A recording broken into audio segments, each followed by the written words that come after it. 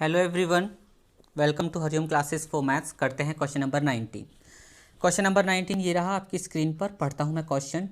Subhash Rao started work in 1995 at an annual salary of ₹5000। मतलब एक सुभा राव के इंसान हैं, उन्होंने अपना काम स्टार्ट किया 1995 में और उस समय उनकी सैलरी 5000 रुपये थी। आगे पढ़ते हैं।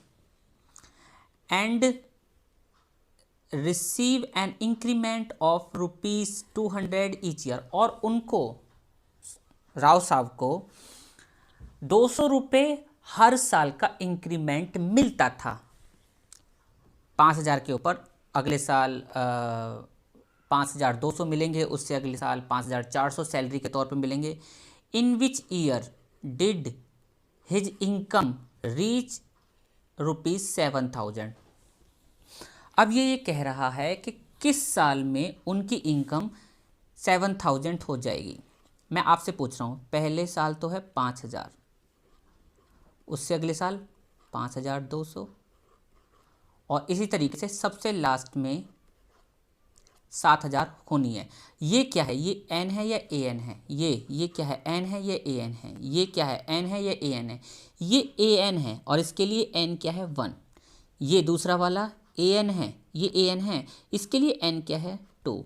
और ये ए एन है, इसके लिए एन क्या है वो पता करना है। कौन से साल जाके ये 7000 हो जाएगी। चलो करते हैं इसका आंसर। अब ये देखिए, ये अर्थमेटिक प्रोग्रेशन हम पास आ गई और इसमें लास्ट में 7000 किस ईयर होगी ये हमको बताना है। ए क्या हो गया इसके लिए? 5000। डी क्या हो गया? 200। हमने मान लिया let after nth year his salary will be 7000। अगर n साल बाद उसकी सैलरी 7000 होगी तो 7000 क्या होगा? 7000 हो जाएगा ए एन इक्वल टू 7000। ठीक है, हमने फॉर्मूला लगा दिया। A n equal to a plus n minus 1 into d का। ए एन क्या है? 7000 equal to 5000 plus n minus 1 into d. D क्या है? 200। ठीक है, जब 5000 जब इसको दूसरी साइड लेके जाएंगे, मतलब 7000 है और 5000 को दूसरी साइड लेके जाएंगे तो माइनस होगा। माइनस होगा क्या आएगा? 2000।